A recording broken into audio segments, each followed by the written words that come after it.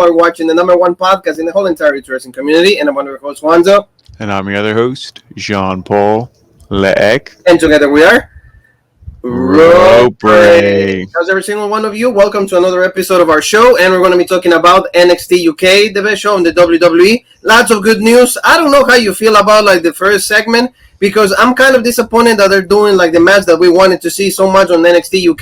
They're actually doing on Takeover. So for me, it's actually taken from the main event. We're going to have to focus on Karrion Kross and Samoa Joe. So, I don't know if that is doing a lot of justice, but we're going to talk about everything. So how do you feel overall about this show?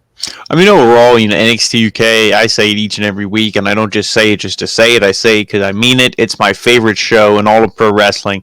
The storylines make sense. All the wrestlers treat it as a legit sport, as a contest, not what we see the night before, on Wednesdays. But, this was a really good episode. It's for the bridging the gap. We didn't get the big main event we were promised, so that kind of takes away from it. But still, it built a lot of mid card to main event storylines. It built a lot of stuff up, and you need shows like these to make the big shows feel special. No, you're right. So, thank you so very much for every single one of you. Please help us out. Just help us to keep us growing, subscribe, hit the bell for notifications. We're absolutely everywhere. Thank you for the love and support of this video. Almost great viewership here.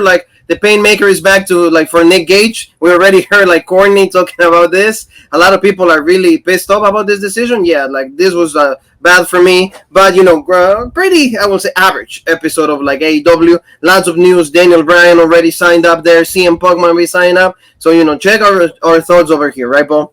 Yeah, and I mean, the only other thing really to make note is they kind of built towards the 10-man tag we're going to see in the main event next week, and also next week we're going to see another IWGP United States Championship match. So maybe Lance Archer's title reign's only going to be a week long, who knows, but decent episode of Dynamite. Their viewership went up. It's interesting to see if it's going to keep going up. It was at 1.14, if it's going to drop down or if it's going to keep going up, but exactly. We'll have to wait and see. Thank you again for watching the show, though. We really appreciate it, family. So like I said, the big news out of the first segment of NXT UK, Ilya Dragunov and Walter are going to take place at NXT Takeover 36. It's going to be, in 3-4 weeks or so, August 22nd. And, for me, I don't like to see this match right there. Why? Because, it's already, we're going to be thinking about Karrion Kross and Samoa Joe. For the ones, I'm sorry, but it's confirmed. It's confirmed. So, this match is going to, be overshadowed by that, and I don't like that, because just this match deserves to main event any show in the pro wrestling world. Even on boxing, this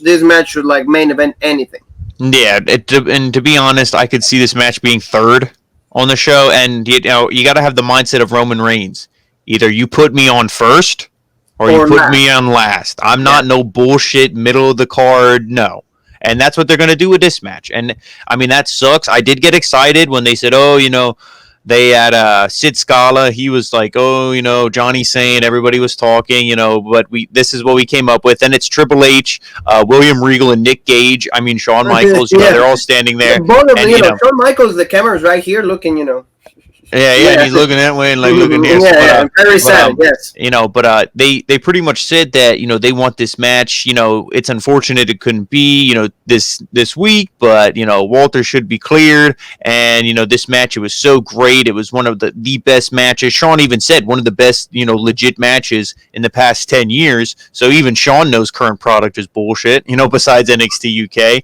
And they pretty much said they want to do this in front of fans. So I got excited thinking, we're going to have an NXT UK show with fans in a couple weeks, or they're going to do a takeover with fans in the UK in a couple weeks. No, and then really I thought maybe SummerSlam, that would be badass, because that's lots of people are going to be watching that. Takeover. And then they said takeover, and like you said, they're not going to main event it. They should, but they're not going to. So it's cool because realistically, it does get more eyes onto the NXT UK brand to feature them on the the American shows, but it's still a shame because I was really hoping for NXT UK pay-per-view. Yeah, and the only thing that for me sparks the theory that is actually that the injury is fake. It's completely fake. Oh, yeah. You know what it is? They want it is this match is so great. Let's have it at Takeover. Let's have it in America. And to me, that's shitting on the NXT UK brand. The thing I don't like that. Yeah, I know. I agree. The one thing I was worried about, which thankfully that wasn't the case, I thought they were going to say, "Oh, we're going to have a tournament because Walter has to forfeit the Oh belt." no, yeah, That's what. Yeah, I think they're gonna have the match, but that was the beginning of the show. So we got Symbiosis right there talking on Eddie Kingston, also like Eddie Dennis, and the members for Symbiosis like talking, challenging Masters Mountain. They're gonna have a rivalry here. I mean, if hopefully like maybe number one contendership is like put in this situation, it makes sense because Eddie Dennis already was fighting with also Trent Seven, but I mean a pretty decent promo by them. The only thing is like these guys need to win because they've never won anything. So if you don't win, then I'm not gonna get behind you. That's how simple it is.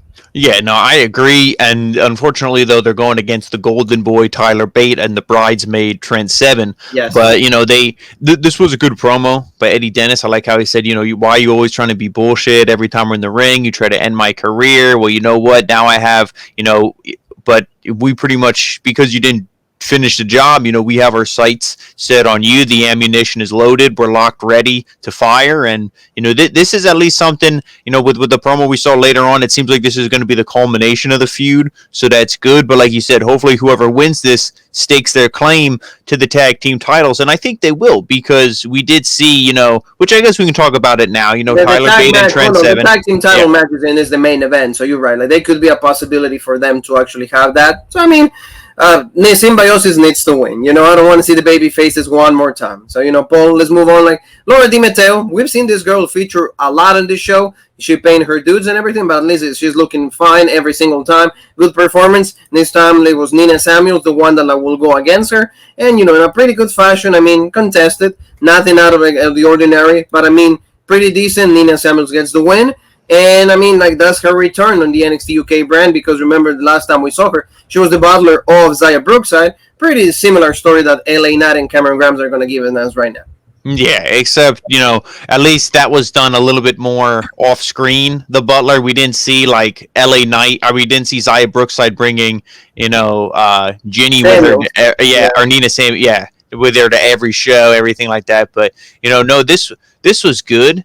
I thought, Nina Samuel, she had she just, like they said, new moves, new holds, more aggressive offense. You go away for a little bit, you come back, like what JR always used to say, oh, he should go away and learn a new hold. He should, if you go away, you learn a new move or two, you come back, you have a new weapon in your arsenal. And she looked really good. But no, Di Matteo, I like her as well. I think she shows a lot of promise. She's, again, another one of those who, in a year or two from now on this brand, she's going to be challenging the champion for the belt. Yeah, she's going to be good because she has all the things of a babyface. She can sell. She has the facials. She's like, when somebody hits her with a move, she acts like she's in pain. She doesn't just go like, oh, no, shit's legit. But, she pretty much, dominated most of the match. Like we said, Di Matteo, a little bit of a comeback, kind of stopped. But I would like to see more offense. It was a lot of just roll-up attempts for Di Matteo. A drop kick or two here or there. But, overall, for what we needed, enough. She got the win. Good stuff for Nina. She gets introduced one more time into the women's division. We'll see what happens. Let's talk about, for me, the most interesting guy in this brand, Theo Man. Family is everything. I do everything for my family and, for my mother and for my broski. So, he brings Raja. Really great promo. The guys, for me, the guys need to be the tag team champions.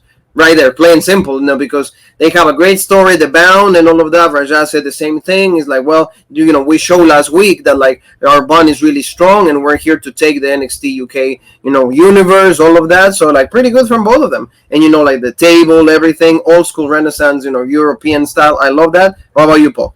Oh, I love this. Every time we see these promos, and I was a big fan of Tio Man almost from the beginning. Once we saw a promo or two, we saw this guy. I'm like, what? I like this guy.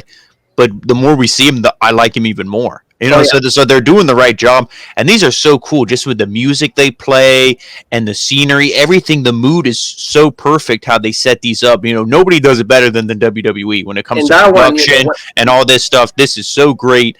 And I just love these lines. You see, he beat the shit out of Raja. But now, a couple of weeks later, he's like, oh, he's my brother. He saw something in me. He awoken this greatness in me and all this stuff. And, I mean, this is great. If anything, because me, I always got to do the long-term booking. I would say Mustache Mountain actually becomes the new tag champs. They beat Pretty Deadly. They become the champs. then you do Tio Man and Raja versus Mustache That would Mountain, and be you get the legit. tag, because then that's legit baby faces.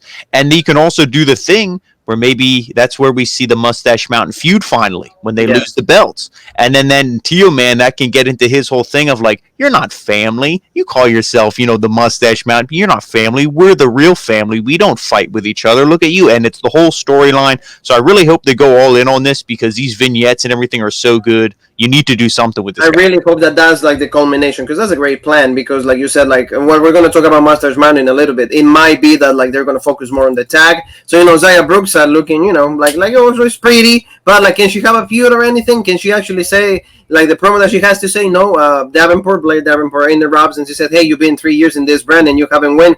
Absolutely zero. So it's like, can you win anything? So I don't know. So I mean, really cool promo, but again, feud. This is going to be the first real feud for Blaine Davenport, and it's good because Zaya Brooks is going to be a great match. I mean, Zaya, unfortunately, she's going to lose, and I guess that's her role on this brand. But I mean, Rhea Priestley or Blaine Davenport, this is going to be a good stuff. I'm excited about this. This division has a lot of already, and this is what they should do. Good feuds. And then the title feud is right here, in the beginning, on the end. But then in the middle, there's like good feuds in between the girls. So that's cool. I would eventually love to see it be built up. Number one contender is Blair Davenport versus Eva Valkyrie. I almost said Ty Valkyrie. I'm on the wrong show here. You love Frankie, so yeah. Exactly, yeah. But no, I mean, that would be a great number one contender match to me later on down the line. This is a good, it was a good segment, good promo, like you said, by Davenport. And we didn't really, I didn't see anything from her because she didn't really talk too much when she was on AEW. So I'm like, let's see how she is for promos. She's pretty good. She has the cocky heel attitude down. So, this is good. She impressed me so far. So I'm looking forward to this. Exactly. No, it's going to be good.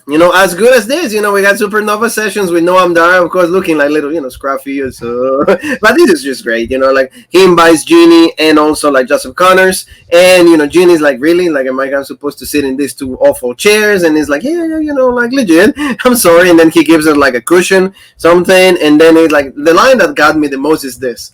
This is material. Oh, his boyfriend material. Yeah, he's like, feel this. Doesn't it feel soft? And she's like, and she doesn't like feel it like you normally would. She just swipes her finger on it because she's like, Noam Dar is so beneath me. Like he's such a loser. Exactly. Yeah, and then then he's like, oh, it's made of boyfriend material. I mean, that was good. And then he's just like, I want to ask you a question. He's like, what's your number? And just the whole time he's trying to get with everything. And Joseph Connors is just laughing at him, telling him off. So then Noam Dar's pretty much like, well, what are you guys then? He's like, is this all professional? Is this personal? Are you guys like getting it done in the ring? Yeah, exactly. Yeah. He's like, does Joseph Connors pin you for the 1, 2, 3, or like what's going on here? What's going on here? Yeah, I know. And they say no, everybody's asking the same question. We're answering the same stuff. No, it's like when two smart people associate each other, that's all it is. We keep it business. It's like, oh, legit. That means I have a chance. And it's like, oh, Jenny and all of that. And Jenny's like, the only reason I came to this show is to talk about Eva Valkyrie. He's like, you little girl, you just like to like hide, stay in the bag and all of that. Is like, she pretty much issues a challenge to her. And it's like, I'm going to beat you. I'm going to show you that I'm the best woman in the NXT UK division and all of that. So I'm excited. And, at the end, it's like, play the funky music and all of that. And then, and it's like, oh, like, Ginny, somebody has Ginny's number. I was like, and then he goes, "What's Eva Valkyrie's number?" So yeah. That was good. Like, Noam Dar cracks me up. See, that's how you are. That's the type of comedy that you need in this wrestling show, at least for me. Ek, what do you think? About this? We're gonna see Rampage Brown and also Kofi for the third time. I'm not that interested. I'll be honest with you. I don't want to see this again. Yeah, I mean, the promo looks cool. The match is going to be good, but again, is this? Unless they would, they need to tell. They need to say, not we just assume, not oh, it's implied. No, they need to say, you know what? The winner of this match will be facing whoever wins, Ilya Dragunov versus Walter at NXT Takeover 36 or whatever it is. I forget that. I think it's 36. Yeah. But like that's what you need to do to make this match feel special. Otherwise, like you said, it's just like a rerun. It just feels like, okay, we're seeing this again with the third time. Even though I wouldn't even say it's the third time because the other match was a triple threat. So really the second time, but we're seeing it in Is it the second or the third? No, it is the third time though. It is the third. Remember, like Rampage won the first one, and then Kofi won the second. Oh, okay. So this is like the rubber match. So this is like Russian. This was like Ivan Drago. Yeah. Yeah. So this is like the rubber match. So we're gonna see it. Yeah. Decide who's the best, but you need to have it to be the new number one contender or the next number one contender. Yeah. Like, give me. Otherwise it's like, okay, I don't know. Are we going to see? Because I'm assuming Dragunov is going to win. That's just me assuming it. Are we going to see Rampage Brown versus Dragunov? Are we going to see Joe Coffey? I don't know. I wouldn't book this so soon, but I think they want to do something high profile with these guys. But unfortunately, maybe they don't. They're taking away the championship match that should have been in this show, so that's why they have to give it something as equal as that. But like, for me, completely uninterested, just because, like you said, add something else that is going to make me at least, okay, well, I've seen the other two, so if they have something else, okay, then I need to watch. Or Heritage Cup. Yeah, whoever wins these challenges for the Heritage Cup. I know Tyler Bate, he said in his promo when they talked about the tag team, he's like, oh, I'm going to put the Heritage Cup to the side for right now. No, that's not, no, that should still be defended, because that would be perfect storyline. He can be tired from the Heritage Cup. That's why they lose the tag match. It's the perfect story. But it could be, but like, we don't know what they're going to do next. So they're thinking about Tristan Archer, like not Les Archer, no, Tristan Archer. And, he goes against Joseph Connors. So he actually had 2 segments in this show. Pretty decent match. To me, Archer actually looked way better than Connors. Very great wrestler. Supposedly, like, he's really well known in the UK, in Europe. Like, he's the number one contender for another promotion. So really well guy, well rounded and everything. But in the end, Joseph Connors like had to hit like his finisher, and that's called like the hierarchy. It's just it's like a swinging like neck breaker, pretty similar what like ravishing like what Rick Rude would do. Yeah, like the Rude Awakening. Yeah. The Rude Awakening, but here we call it the Jean Paul's hierarchy, and he wins. 1, 2, 3, and legit. But this is not the story that they wanted to tell us. This is this. My girl comes out. Yeah, I love this girl, Eva Valkyrie. She's right there, just like looking at Ginny. Really good stare down. I love this. Both of them, and then she gives one of the feathers to Ginny. So this is going to take place maybe next week or in 2 weeks. So overall, the whole thing, break it down for me. Yeah, the match I thought was really good. Like you said, Tristan Archer. This is the first time we're seeing him on NXT UK, but clearly he's a veteran, jacked, good wrestler. So, I thought he was good. He's a guy you can throw into the mix here if you would choose to, or, like you said, maybe because he has other obligations, you just bring him in for a time or two here or there. But, they really wanted to get Connors over because obviously, you had this segment with Ginny, and they said the whole time during the match, oh, he's undefeated since teaming with Ginny. Oh, he was maybe just lost. She's kind of leading him down the path. She's grooming him for success, everything like that. So they're really trying to get that story over. So you knew he wasn't going to lose here. But like you said, Archer, he looked really good, really dominant. Obviously, he's more jacked than Connors, even though Connors is a little taller. But, eventually he came back. He hit a big... what the heck did he hit before? Oh, he hit like the DDT. Then that set up. Then that set up the neck breaker 1, 2, 3. And I like the stare down because she's like, oh, so I'm a scared little girl, huh? She comes out, gives her the feather, and then I like, she does her little pose or whatever, and then Ginny just crumbles. And then Ginny just crumbles up the feather and just drops it on the ground. This to me is great, and the reason why I like this is because she just came out. They had a stare down. She crumbled up the feather, dropped it. It wasn't like she came out and they started beating each other up. And yeah, they keep the distance. They know how to keep you waiting for this. And if she's not in WWE 2K22, I'm going to be pissed because the only reason I'm buying is so I can go yee like that. And a legit theme. Legit theme too. Like the girl is the whole. For me, my favorite wrestler, female wrestler, is Eva Valkyrie. So you're listening. That's why she's on. That's why she's on the exactly. I make him. So yeah, exactly. Yeah, so absolutely right. Mako is for example. Yeah. And we gotta put like Tyler Bate. Walter's the champion, so that's the only reason he's there. Yeah, and we gotta put. Next time I'm gonna do Trent 7 too. Oh, okay. But like, let's talk about Jordan Devlin. Like he says, so I'm gonna be the crap out of A Kid. He's a legit wrestler, but as legit as he is, the legitness comes out from this guy. You never bet against the Ace. So this is going to be a good match when it happens. Remember, it's going to be an Iron Man match, so he accepts pretty much. The match is going to go on. So good stuff. Jordan Devlin needs something. Like we said, Heritage Cup. Maybe give this guy the Heritage Cup because he's a heel, so he can have a better run with the cup. You can take away that from Tyler Bate. I don't know why you even put the thing on Tyler Bate, but that's what they have. So now, Paul, break it down for me. Mastiff and Jack Stars. Are they going to have like a tag team here? What's going on?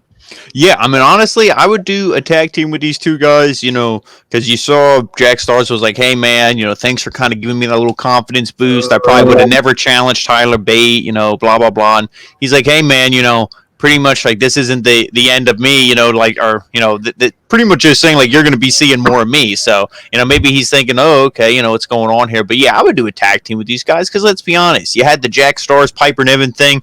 I'm sure that came out of nowhere. Oh, we want Piper Niven on Raw. Oh, shit. Yeah. Oh, okay. Well, you weren't doing anything with Mastiff. You're not doing anything now with Jack Stars. Put them in a tag team. They're a babyface tag team. You can easily, use them to get a team like, Tio Man and Raja over, Pretty Deadly, whoever. You can use them to get, even Symbiosis. You can use them to get a team over right now. They can be like an undercard babyface tag team, even though I think Mastiff should be used a little better. But unfortunately, he's at where he's at right now. But and this was, he's like getting ground beef. You see right there with like that machine. That was like a hair dryer for his or like he's trying to fix his beer. I don't know what's going on here, but like I mean, if he wants to like get more like ground beef or something, but I don't know what happens in behind the scenes. But good stuff. So now let's talk about like is you and me Jean Paul's. Yeah, go against the world. Yeah, he's like, oh, so subscribe to Raw Break now. Pretty much, these guys are answering the challenge for Symbiosis. That's what it is. They're just answering the challenge. And, I mean, good promo by both of them. But like you said, Tyler Bate said, I'm going to put the Heritage Cup in the back burner. So, I mean, like you said, get the title away from him. Get that freaking cup out of it and then give it to Jordan Devlin. And that way these guys can stay on tag. And then, Jordan Devlin can have the cup. I don't know. What do you feel? Yeah, I mean, speaking of Devlin, I just to talk about that promo, I do like that line he said when he's just like, you know what, I tried to end your career. I almost did it when you were laying at my feet crying like a little baby when I tore your ACL. Your ACL is not fine. Everybody knows it. So when we have this Iron Man match, I'm going to finish what I started and end your career. So you see great heel promo by Jordan Devlin. But no, back to this. It's one of those things where if you do it right, you could really have, like I said, set up really good stories and all this stuff. You could have it where, maybe Tyler Bate is more worried about the Heritage Cup than the tag things. And it's like, you cause some friction between Mustache Mountain. And that's where a team like Tio Man can really ignite that and cause these two guys to go head to head. And he can be like the mastermind behind it. I think they'll go over Symbiosis because, again, Symbiosis is kind of like on the lower end of the heels. It's like they're the mid-card heel team instead of the mid-card babyface team.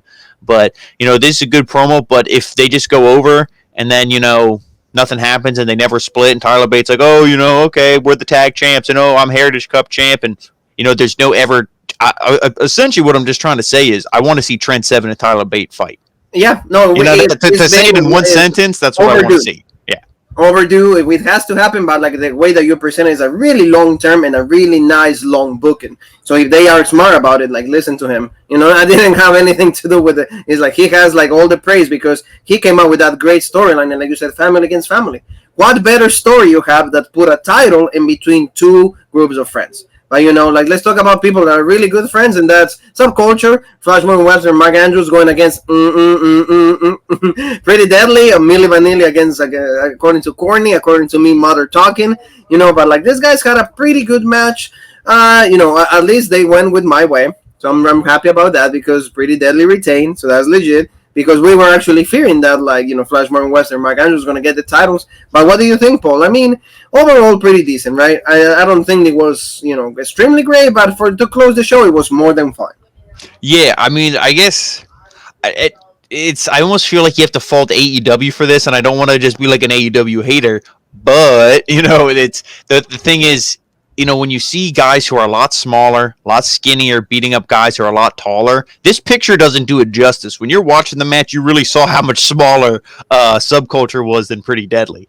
And, they're just beating these guys up and everything, and it's like, the heels kind of have to cheat. And I know that's their gimmick, how they cheat and everything, but I would have liked to see the heels be a little more dominant and then have the baby faces make a comeback. They did isolate Andrews for a while and was beating him down so he could make the tag to Webster to come in. But, then after that, I mean, they were just beating him up and, they had to cheat to win, which I don't think that helped them and helped their cause. I think they should have got a clean win here. Maybe cheat to set up the clean pin, but it shouldn't have been where it's like you cheat, right to get the pin, But I do like the spot like you had in the picture when Did that like combination move. Yeah, but no, in the other picture previously, Lewis Howley when he was on the outside and Danny Luna was going to hit him, and he's like, "Oh, you want to hit me? Go ahead, because you're just going to get your team DQ'd. Go ahead, hit me." And then you see Andrews behind him. He takes him out and everything.